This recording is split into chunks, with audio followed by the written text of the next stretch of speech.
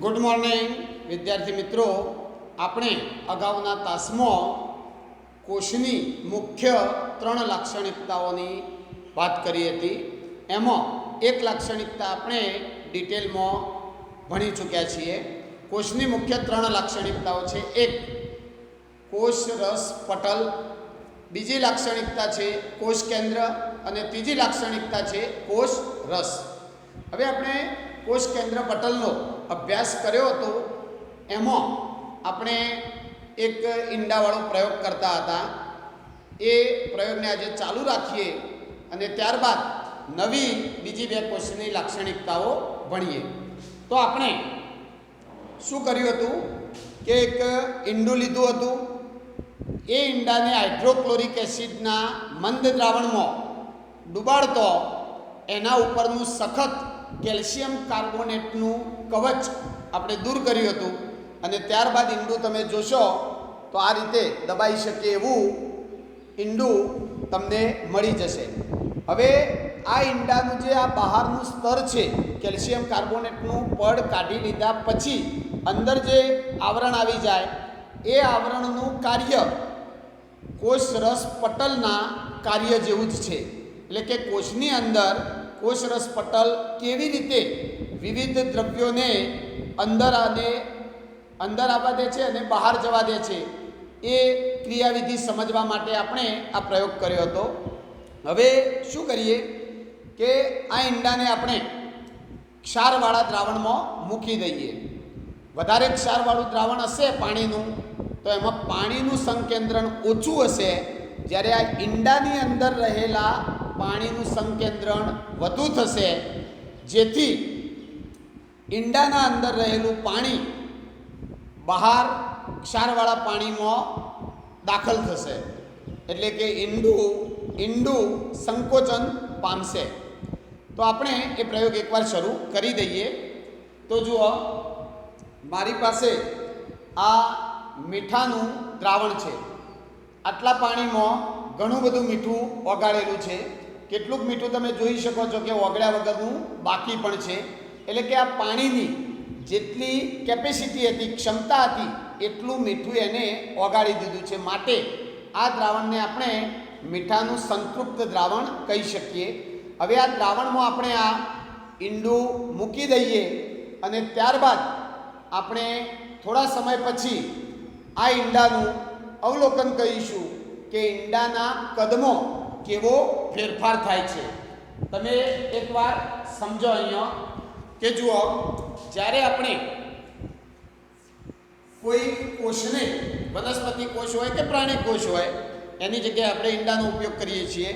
તો જ્યારે આપણે વનસ્પતિ કોષ અથવા પ્રાણી કોષને દ્રાવણમાં મૂકીએ ત્યારે એ કોષનું સંકોચન થઈ શકે છે, અથવા તો એ કોષ ફૂલી શકે છે, અથવા તો એ કોષનું કદ એટલું ને એટલું જ રહે છે. આ બાબતનો આધાર દ્રાવણ ઉપર છે. એટલે કે તમારું આ દ્રાવણ કેવું છે એના ઉપર ઈંડાના સંકોચાવાની કે ફૂલવાની ઘટના બનશે. હવે જો તમારું આ દ્રાવણ, સમજો કે જો તમારું આ દ્રાવણ હાઇપોટોનિક દ્રાવણ હશે, તમે એકલું પાણી લેશો તો એમાં પાણીનું સંકેન્દ્રણ વધુ હશે, એ હાઇપોટોનિક દ્રાવણ કહેવાય. અને આવા કિસ્સામાં આ બહારનું પાણી ઈંડાના અંદર દાખલ થશે, ઈંડું થોડું ફૂલશે, ઈંડાનું કદ વધશે. અને જો ક્ષારવાળું દ્રાવણ આપણે લીધું હોય તો એમાં પાણીનું સંકેન્દ્રણ ઓછું હોય છે, ઈંડાના અંદર પાણીનું સંકેન્દ્રણ વધુ થાય, એટલે ઈંડાના અંદરથી પાણી બહાર આવશે, જેમાં આપણને ઈંડું સંકોચાયેલું જોવા મળશે. હાલ આપણે જે આ પ્રયોગ મૂકેલો છે એમાં આ ક્ષારવાળું દ્રાવણ બીકરમાં જે ભરેલું છે એ હાઇપરટોનિક દ્રાવણ છે. એમાં પાણીનું સંકેન્દ્રણ ઓછું છે, જ્યારે ઈંડાના અંદર જે પ્રવાહી હોય એમાં પાણીનું સંકેન્દ્રણ વધુ હશે. એટલે ઈંડાના અંદરથી પાણી પેલા પડ મારફતે બહાર આવશે અને ઈંડું આપણને સંકોચાયેલું જોવા મળે છે. આ હાઇપોટોનિક, હાઇપરટોનિક અને આઇસોટોનિક દ્રાવણો વિશે આપણે અગાઉના તાસમાં ભણી ગયા છીએ. હવે આપણે શરૂ કરીએ કોષની બીજી લાક્ષણિકતા, કોષ કેન્દ્ર. કોષ કેન્દ્રને અંગ્રેજીમાં ન્યુક્લિયસ તરીકે ઓળખવામાં આવે છે. તમે અગાઉ ભણી ગયા છો કે કોષ કેન્દ્રની શોધ રોબર્ટ બ્રાઉન નામના વૈજ્ઞાનિકે કરી હતી. હવે આ કોષ કેન્દ્ર કેવું બંધારણ ધરાવે છે, એની રચના કેવી હોય છે, એનું કાર્ય શું છે, એ આપણે સમજવાનો પ્રયત્ન કરીએ. તો જુઓ, કોષ કેન્દ્ર કોષની મધ્યમાં આવેલી બિંદુ જેવી રચના છે. તમે જાણો છો, આકૃતિઓ જોઈ હતી આપણે વનસ્પતિ કોષ અને પ્રાણી કોષની, એટલે સમજાયું હતું તમને કે વનસ્પતિ કોષમાં કોષ કેન્દ્ર બરાબર મધ્યમાં ના હોય, સહેજ મધ્ય સ્થાનથી સહેજ દૂર હોય. જ્યારે પ્રાણી કોષમાં કોષ કેન્દ્ર બરાબર મધ્યમાં જોવા મળે છે. હવે કોષમાં વચ્ચેના ભાગે જોવા મળતું જે નાનું બિંદુ જેવું કંઈક આવેલું હોય એને જ કોષ કેન્દ્ર કહે છે. કોષ કેન્દ્ર ગોળાકાર કે અંડાકાર આકાર ધરાવતું હોય છે. હવે આ કોષ કેન્દ્ર દ્વિસ્તરીય આવરણ ધરાવે છે. દ્વિસ્તરીય, બે સ્તરવાળું આવરણ ધરાવે છે. જો સમજીએ, ધારો કે તમારો આવો કોષ હોય તો એ કોષમાં કોષ કેન્દ્ર આ રીતે બે સ્તરવાળું આવરણ ધરાવતું હોય છે, દ્વિસ્તરીય આવરણ ધરાવે છે. હવે આ દ્વિસ્તરીય આવરણને શું કહે છે? કોષ કેન્દ્ર પટલ. તમે સમજો, આ આખું કોષ કેન્દ્ર થયું, પણ એ કોષ કેન્દ્રમાં આ બહારનું જે દ્વિસ્તરીય આવરણ હોય, બહારનું દ્વિસ્તરીય આવરણ, એને કહેવાય કોષ કેન્દ્ર પટલ. એને આપણે કહીશું કોષ કેન્દ્ર પટલ. હવે આ કોષ કેન્દ્ર પટલ સૂક્ષ્મ છિદ્રો ધરાવે છે અને એ છિદ્રો દ્વારા કોષ કેન્દ્રમાંથી પ્રવાહી, એટલે કે પ્રવાહી દ્રવ્યો કોષ કેન્દ્રમાંથી બહાર કોષ રસમાં આવે છે. સમજો બરાબર? આ કોષ કેન્દ્ર પટલ છિદ્રો દ્વારા, એટલે કે છિદ્રયુક્ત રચના ધરાવે છે અને આ છિદ્રો દ્વારા કોષ કેન્દ્રના અંદર રહેલું પ્રવાહી દ્રવ્ય પરિવહન પામી અને અંદરથી કયો આવે છે? બહાર તરફ આવે છે, બહાર કોષ રસમાં આવે છે. એટલે આ કોષ કેન્દ્ર પટલ છિદ્રાળુ રચના ધરાવે છે. ત્યારબાદ તમે જુઓ કે આ કોષ કેન્દ્ર રંગસૂત્રો પણ ધરાવે છે. હવે રંગસૂત્રની વાત કરીએ તો તમે ઇલેક્ટ્રોન માઇક્રોસ્કોપથી જ્યારે કોષ કેન્દ્ર નિહાળો છો ત્યારે તમે કોષ કેન્દ્રની સંપૂર્ણ રચના જોઈ શકો છો. કોષ કેન્દ્રની રચના તમે જોશો તો તમને કોષ કેન્દ્રની અંદર એક બીજું કેન્દ્ર જોવા મળશે. એ બીજું કેન્દ્ર જે જોવા મળશે તેને આપણે કોષ કેન્દ્રિકા કહીએ છીએ. એને કહેવાય કોષ કેન્દ્રિકા. એ કોષ કેન્દ્રિકાના બાજુમાં તમને આવી ચોકડી પડતી રચના જોવા મળશે. એને કહેવાય રંગસૂત્ર. આ જે રચના છે એને કહેવાશે રંગસૂત્ર. રંગસૂત્ર એ ખૂબ જ સૂક્ષ્મ રચના છે. આપણે આ રંગસૂત્ર સાદા માઇક્રોસ્કોપમાં જોઈ શકીએ નહીં.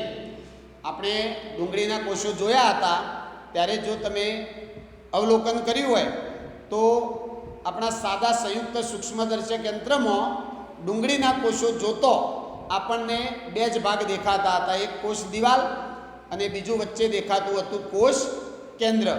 પણ એ કોષ કેન્દ્રના અંદરની રચના આપણે જોઈ શકતા નહોતા. એ જોવા માટે ઇલેક્ટ્રોન માઇક્રોસ્કોપની જરૂર પડે છે. હવે ઇલેક્ટ્રોન માઇક્રોસ્કોપથી કોષ કેન્દ્ર જોતો એના અંદર તમને રંગસૂત્ર જોવા મળશે. આ રંગસૂત્ર એ ખૂબ સૂક્ષ્મ રચના છે. રંગસૂત્ર આ પ્રમાણેની રચના ધરાવતું હોય છે. આવી રીતે બે સૂત્રિકાઓનું બનેલું, આ એક સૂત્રિકા, આ બીજી સૂત્રિકા, આને કહેવાય રંગસૂત્ર. રંગસૂત્રની અંદર જોઈએ તો રંગસૂત્રની અંદર આવી એક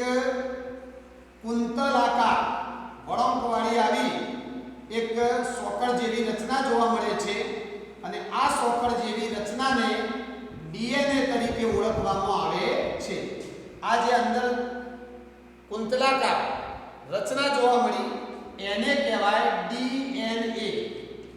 એને આપણે શું કહીશું? ડીએનએ કહીશું.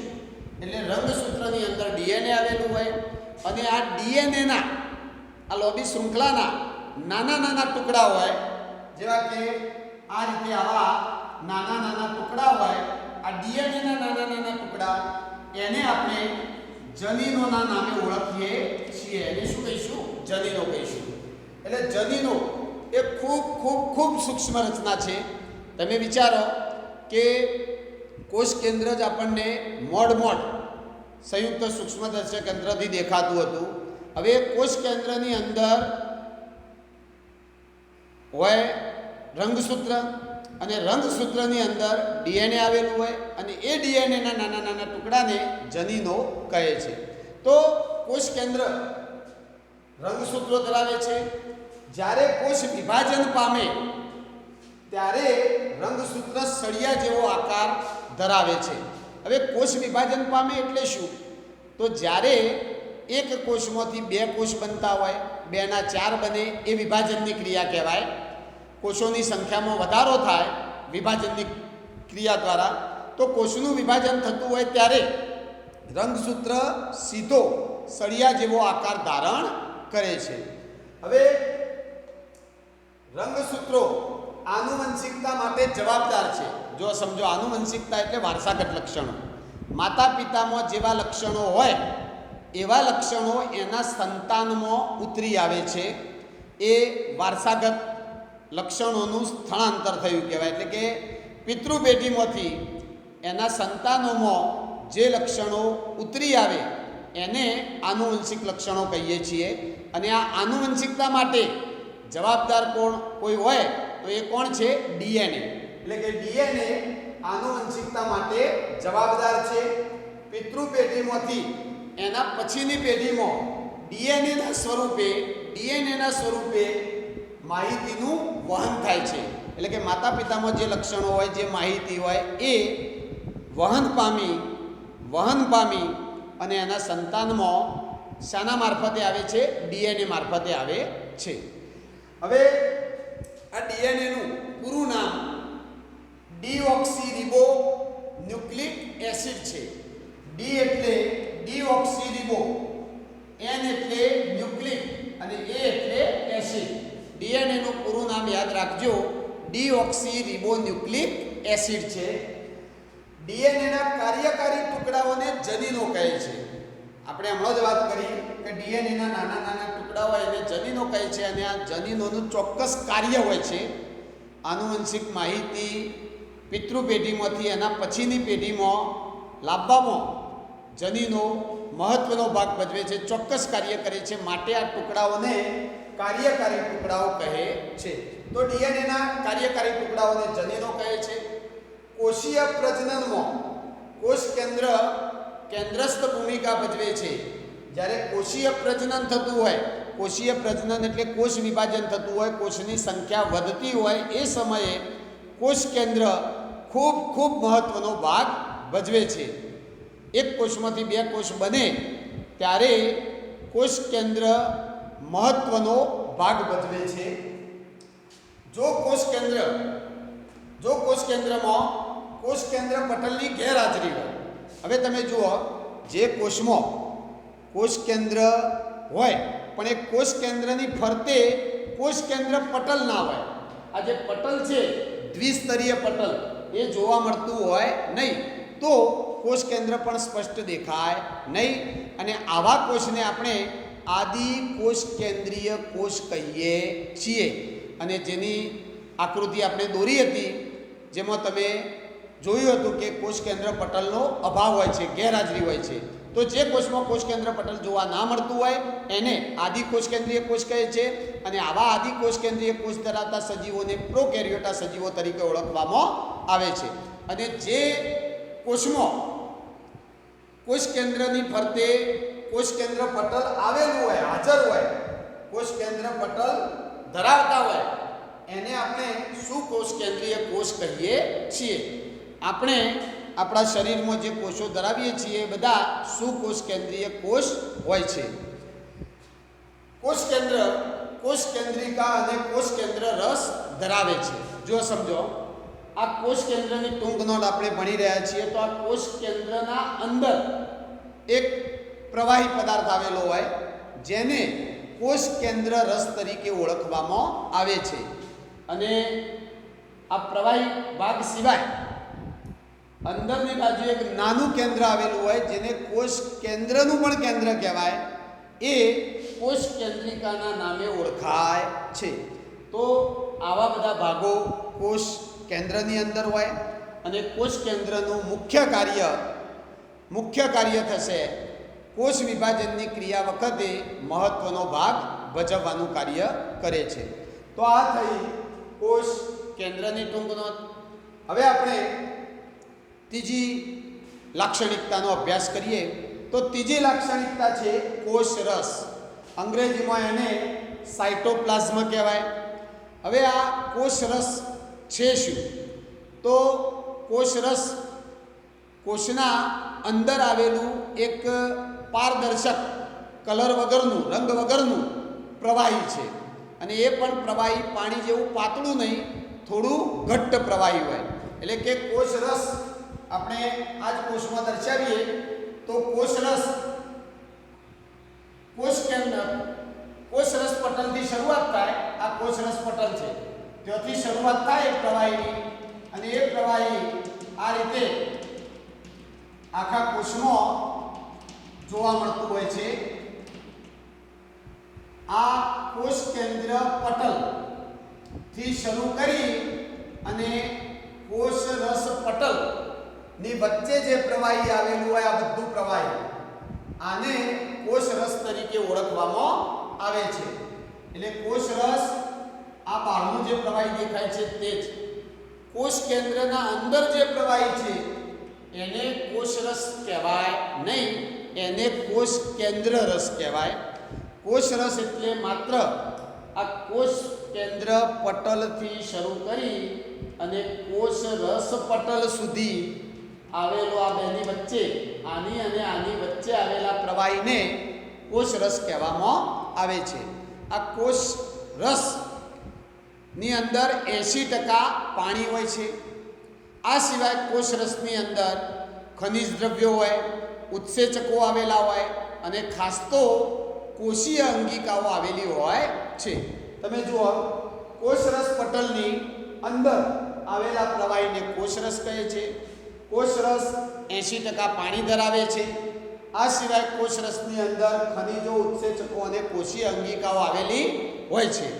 આ કોષ રસમાં તમને ઘણી બધી કોષીય અંગિકાઓ જોવા મળશે, જેમાં તમને કણાભસૂત્ર હોય, પછી વનસ્પતિ કોષ હોય તો હરિતકણ જોવા મળશે, પછી લાઇસોઝોમ, ગોલ્ગી કાય, અંતરરસજાળ, ત્યારબાદ રિબોઝોમ્સ, રસદાની, પ્રાણી કોષ હોય તો તારા કેન્દ્ર.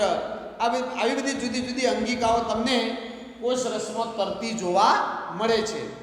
તો આ બધી અંગિકાઓ પણ વિશિષ્ટ કાર્ય કરતી હોય છે. એટલે કે કોષીય અંગિકાઓ વિશિષ્ટ કાર્ય કરે છે. તમે સમજો કે કોઈ પણ કોષ હોય, એ કોષના અંદર ઘણી બધી રાસાયણિક પ્રક્રિયાઓ થતી હોય છે. હવે આ બધી રાસાયણિક પ્રક્રિયાઓ કોષ રસમાં થતી હોય છે. હવે આ કોષ રસમાં જો કોઈ અંગિકાઓ ના હોય તો આ બધી રાસાયણિક પ્રક્રિયાઓ ભેગી થઈ જાય, અલગ અલગ થઈ શકે નહીં. માટે બધી રાસાયણિક પ્રક્રિયાઓ અલગ અલગ થાય, અલગ અલગ જગ્યાએ થાય. એ માટે કોષની અંદર આ બધી કોષીય અંગિકાઓ આવેલી હોય છે અને દરેક કોષીય અંગિકાની અંદર જુદી જુદી રાસાયણિક પ્રક્રિયાઓ થયા કરતી હોય છે. અને આ કોષ રસ આ પ્રક્રિયાઓ કરાવવા માટે ખૂબ મહત્વનો ભાગ ભજવે છે. એક માધ્યમ પૂરું પાડે છે.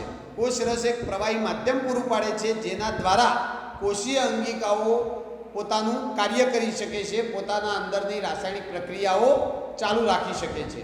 કેવી રીતે? તો સમજો, દાખલા તરીકે કણાભસૂત્ર છે એ ઉર્જા ઉત્પન્ન કરવાનું કાર્ય કરે છે. કણાભસૂત્રને કોષનું પાવર હાઉસ કહેવાય. હવે કણાભસૂત્રને ઉર્જા ઉત્પન્ન કરવા માટે ઓક્સિજનની જરૂર છે. તો એ ઓક્સિજન કોષમાં ઓક્સિજન આ કોષ રસ પટલ દ્વારા પ્રવેશે છે, પ્રસરણની ક્રિયા દ્વારા પ્રવેશે છે, જે આપણે કાલે જોયું હતું. આ ઓક્સિજન અંદર પ્રવેશે એટલે પહેલાં કયો આવશે? કોષરસમાં આવશે. હવે કોષરસ એ ઓક્સિજનને જે જગ્યાએ જરૂર છે ત્યાં પહોંચાડશે. એટલે કે કણાભ સૂત્ર અહીંયા છે તો આ ઓક્સિજનને કોષરસ અહીંયા કણાભ સૂત્ર સુધી પહોંચાડે છે. પછી એ ઓક્સિજન આ કોષરસ દ્વારા પ્રસરણ પામતો કણાભ સૂત્ર સુધી પહોંચ્યો. કણાભ સૂત્રની અંદર ઓક્સિજન જાય પછી રાસાયણિક ક્રિયા થઈ અને શક્તિ ઉત્પન્ન થાય છે. તો એક માધ્યમ પૂરું પાડે છે.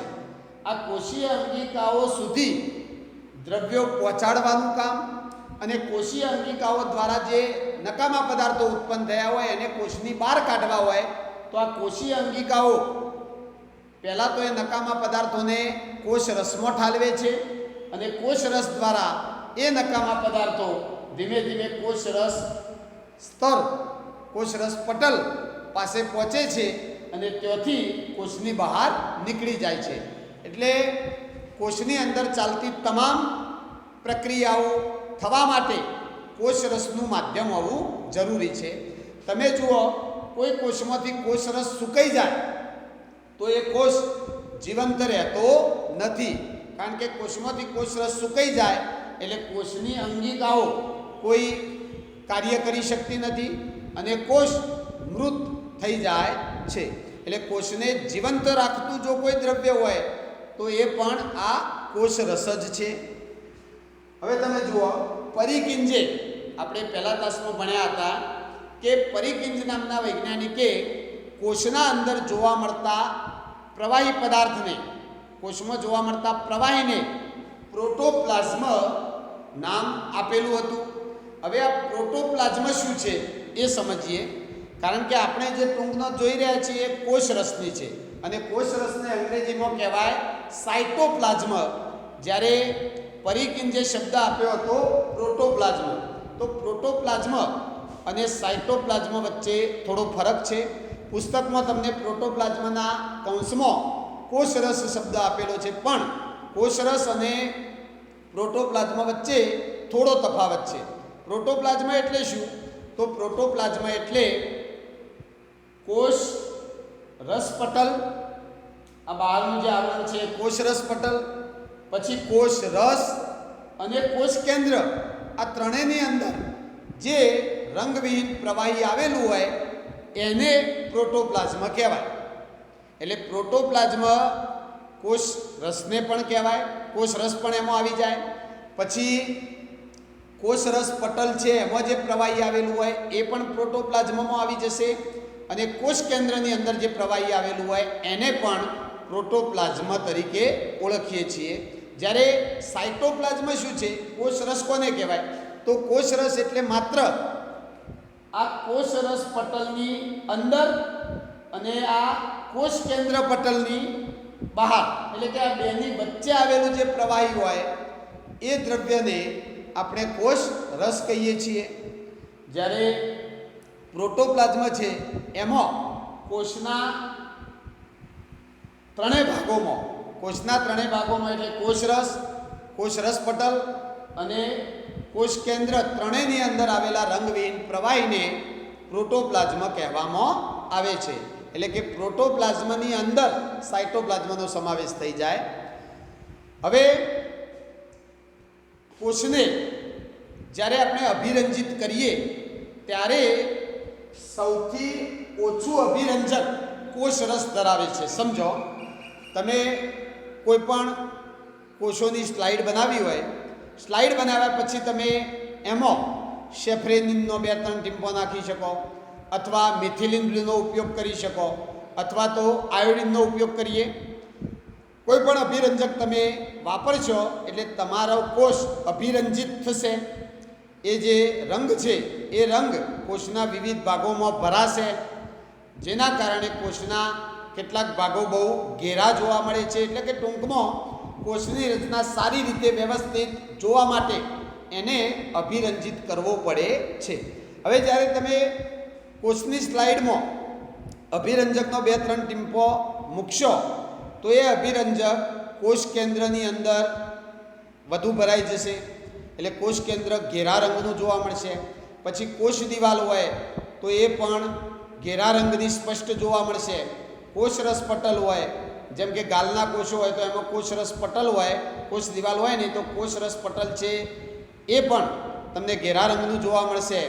કેટલીક અંગિકાઓમાં પણ આ અભિરંજક દ્રવ્ય, અભિરંજક પદાર્થ અંદર દાખલ થાય એટલે એ પણ ઘેરા રંગની જોવા મળશે. પણ તમે જોશો કે કોષરસમાં અભિરંજક ખૂબ જ ઓછું હોય, એટલે કે કોષને અભિરંજિત કરીએ તો પણ કોષરસમાં ઘેરો રંગ દેખાતો નથી. તો કોષને જ્યારે અભિરંજિત કરીએ ત્યારે જે ઘેરો રંગ નથી દેખાતો એ ભાગ કોષ રસ છે. તો આ રીતે આપણે કોષ રસની ટૂંક નોંધ જોઈ. હવે વાત કરીએ કે કોઈ કોષ હોય એના ઉપર પટલીય વ્યવસ્થા જોવા મળતી ના હોય, એટલે કે પટલમય વ્યવસ્થા હોય નહીં, તો એ કોષ મૃત કહેવાય, નિર્જીવ કહેવાય. આપણે વાયરસની વાત કરીએ છીએ. વાયરસ એક સૂક્ષ્મ જીવ છે.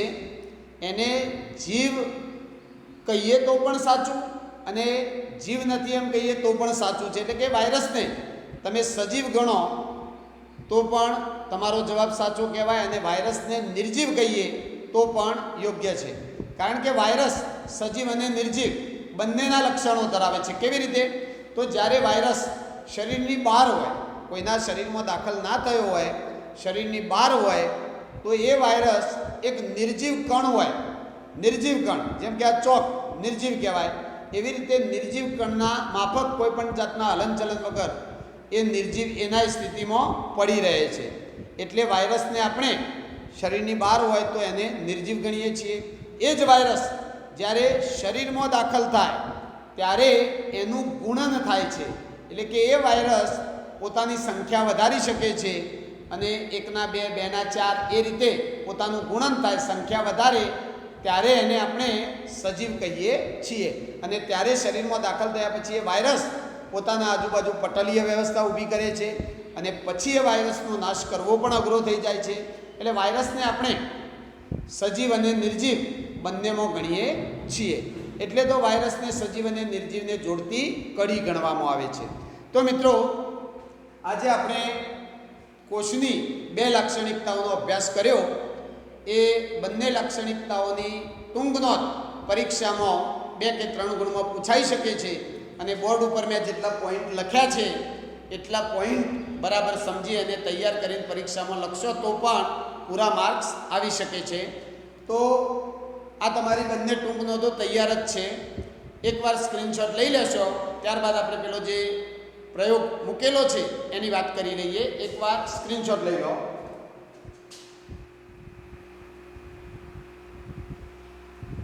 ચાલો, હવે જુઓ, આપણે મીઠાના દ્રાવણમાં, એટલે કે હાઇપરટોનિક દ્રાવણમાં ઈંડું મૂક્યું હતું. હવે તમે જુઓ, આ ઈંડું બહાર કાઢીએ તો સ્પષ્ટ જોઈ શકાય છે કે આ ઈંડાનું કદ નાનું થઈ ગયું છે. એટલે કે ઈંડું, તમે જુઓ, આ કરચલીઓ તમને જોવા મળે છે. ઈંડું આખું સંકોચાઈ ગયું છે, તમે જોઈ શકો છો આ રીતે. એટલે શું થયું કે હાઇપરટોનિક દ્રાવણમાં જ્યારે કોષને મૂકીએ, એટલે કે આ ઈંડાને આપણે મૂકીએ તો એ ઈંડું પોતાના અંદર રહેલું પાણી ગુમાવે છે અને તમે જુઓ કે આ કરચલીઓ સ્પષ્ટ જોવા મળે છે. એટલે કે સંકોચન થયેલું આપણને જોવા મળે છે. તો આ રીતે હાઇપરટોનિક દ્રાવણમાં જ્યારે વનસ્પતિ કે પ્રાણી કોષ મૂકેલો હોય તો એનું શું થાય? સંકોચન થાય છે. અને કાલે આપણે રસ સંકોચનની ઘટના પણ જોઈ હતી. હવે આ જ ઈંડાને, આ જ ઈંડું આપણે કોઈ બીકરમાં માત્ર પાણી ભર્યું હોય ને એમાં મૂકીશું તો એ પાણીની અંદર પાણીનું સંકેન્દ્રણ વધુ હશે. આ ઈંડાના અંદર જે પ્રવાહી હોય એમાં જે પાણી છે એનું સંકેન્દ્રણ ઓછું હશે. એટલે કે તમે શુદ્ધ પાણી લઈ, એકલું પાણી લઈ અને આ ઈંડાને મૂકશો તો એકલું પાણી હાઇપોટોનિક દ્રાવણ તરીકે વર્તશે અને એ કિસ્સામાં વધુ સાંદ્રતાથી ઓછી સાંદ્રતા તરફ પાણીનું વહન થશે. એટલે કે બીકરમાં રહેલું પાણી ઈંડાના અંદર પ્રવેશ કરશે અને ઈંડું પાછું ફૂલી જશે. આ પ્રયોગ તમે ઈંડા સિવાય દ્રાક્ષ લઈને પણ કરી શકો છો. અને હાઇપોટોનિક દ્રાવણ અને હાઇપરટોનિક દ્રાવણ શું હોય એ તમે આ પ્રયોગ દ્વારા સમજી શકો છો. તો આવું જ કંઈક કાર્ય, જે રીતે ઈંડાના આજુબાજુનું જે કવચ હતું, સખત કવચ કાઢી નાખ્યા પછી અંદર જે સફેદ સ્તર દેખાતું હતું રબર જેવું, એ રબર જેવું હોય છે, ખેંચાઈ શકે એવું હોય છે, એટલે ઈંડું ફૂલી શકે છે અને સંકોચન થઈ શકે છે. તો એ ઈંડાના બહારનું જે આવરણ હતું એના જેવું જ કાર્ય કોષ રસ પટલનું હોય છે, જે તમે આવા પ્રયોગો દ્વારા સમજી શકો છો. તો આજે આપણે કોષની 2 લાક્ષણિકતાઓ જોઈ. હવે આગળના તાસમાં મળીશું ત્યારે આપણે કોષીય અંગિકાઓ વિશે અભ્યાસ કરીશું. કોષમાં જોવા મળતી જે અંગિકાઓ છે તમામ અંગિકાઓની વિસ્તૃત માહિતી મેળવીશું અને ત્યારબાદ બધી અંગિકાઓ ભણીશું એટલે આપણો પાઠ પૂર્ણ થશે.